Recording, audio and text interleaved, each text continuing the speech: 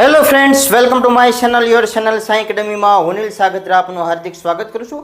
મિત્રો, આજે આપણે ભણવા જઈ રહ્યા છીએ. આ પહેલો લેક્ચર છે આપણી ચેનલનો સાઈ એકેડમી બાય અનિલ સરનો પહેલો લેક્ચર છે ઇંગ્લિશ ગ્રામર. ઇંગ્લિશ ગ્રામર વિશે આપણે આજે ભણવા જઈ રહ્યા છીએ વર્તમાન કાળ, ભૂતકાળ અને ભવિષ્યકાળ. મતલબમાં આપણે આજે કાળ ભણવા જઈ રહ્યા છીએ. તો કાળ એટલે શું? ટોટલ કાળના કેટલા પ્રકાર છે? ટોટલ કાળના મુખ્ય કેટલા પ્રકાર? તો કે મુખ્ય 3 પ્રકાર છે: વર્તમાન કાળ, ભવિષ્યકાળ અને ભૂતકાળ. અને મિત્રો, ટોટલ કેટલા પ્રકાર છે? ટોટલ 12 પ્રકાર છે. મિત્રો, એ કાળ જોતા પહેલાં આપણને ટુ બીના રૂપ આવડવા જોઈએ. તો મિત્રો, આપણે ટુ બીના રૂપ જોઈએ. મિત્રો, સૌપ્રથમ તો આપણને કાળ ક્યારે આવડે? તો કે ક્રિયાપદ આવડવા જોઈએ. ક્રિયાપદ એટલે શું? તો કે કોઈ પણ કામ કરવું, બરાબર? જે ક્રિયા કરવામાં આવે છે તેને ક્રિયાપદ કહેવાય છે.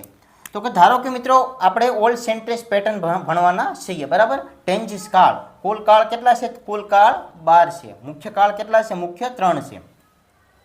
હવે મિત્રો, V1 એટલે કે વર્બ. V1 લખ્યું છે મેં, V1, V2, V3, V4, V5, એને શું કહેવાય? વર્બ. વર્બ એટલે ક્રિયાપદ.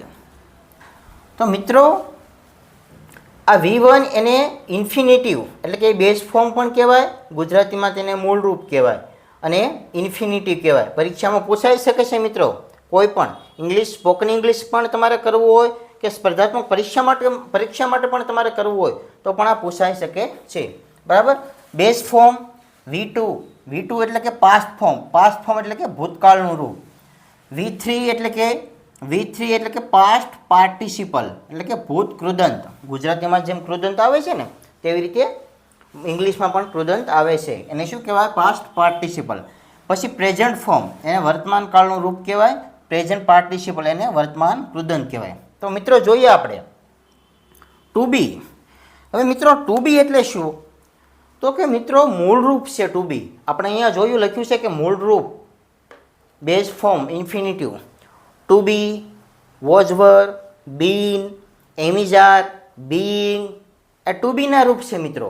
આ તમારે શું કરવાનું છે? વિડીયો પોઝ કરીને આ બધું જ લખી લેવાનું છે. હું સાઈડમાં જતો રહું છું મિત્રો. તમારે શું કરવાનું છે?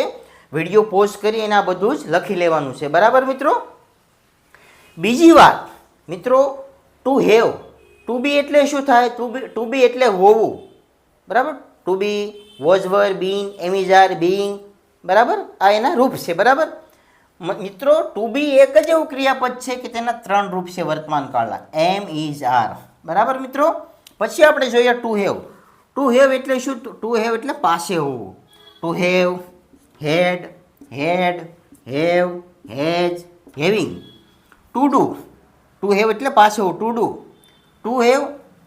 ટુ બી એટલે શું? તો કે હોવું. પણ શું? તો કે ટુ બી હોવ એ અસ્તિત્વ દર્શાવે છે. ટુ હેવ એ આપણી માલિકી દર્શાવે છે અને ટુ ડુ એ આપણી ક્રિયા દર્શાવે છે. ટુ ડુ એટલે કરવું. શું? તો કે કોઈ પણ કામ. To do, did, done, do, does, doing. મિત્રો, આ રૂપ ક્યાં વાપરવા, કઈ રીતે શું કરવું, એવું બધું જ સમજાવવાનું છે. આપણા બધા જ લેક્ચર ઇંગ્લિશના આવશે મિત્રો. આપણે હજી ચેનલની શરૂઆત કરી છે.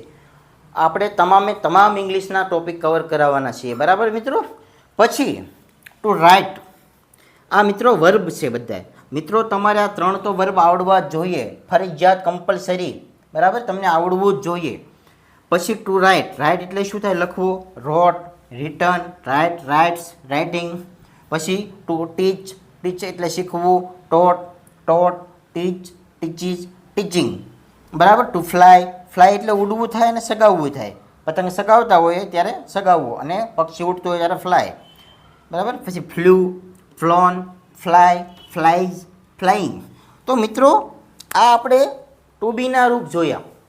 મિત્રો, તમારે શું કરવાનું છે? તમારે તમામ ક્રિયાપદ, હજારો ક્રિયાપદ છે, બધા મોઢે આવડવા જોઈએ. કોઈ પણ ક્રિયાપદ પૂછે આપણને, ધારો કે પૂછે કે લખવું એટલે શું થાય? તો કે રાઇટ. તો જ તમને ઇંગ્લિશમાં કાળ આવડશે. ક્રિયાપદ નહીં આવડે તો કાળ નહીં આવડે મિત્રો. આપણે તમામ કાળ ભણવાના છે. હવે આની પછીના લેક્ચરમાં આપણે કાળની શરૂઆત કરીશું. તો મિત્રો, તમારે શું કરવાનું છે? તમારે આ ચેનલને લાઇક કરવાની છે, શેર કરવાની છે અને સબસ્ક્રાઈબ કરવાની છે, જેથી મને નવું મોટિવેશન મળતું રહે. મિત્રો, આપણે શું કરવાનું છે? આપણે આ ચેનલમાં ગ્રોથ કરવાનો છે અને તમને નવું નવું નોલેજ આપવાનું છે. તો થેન્ક યુ મિત્રો. Like, share and subscribe my channel.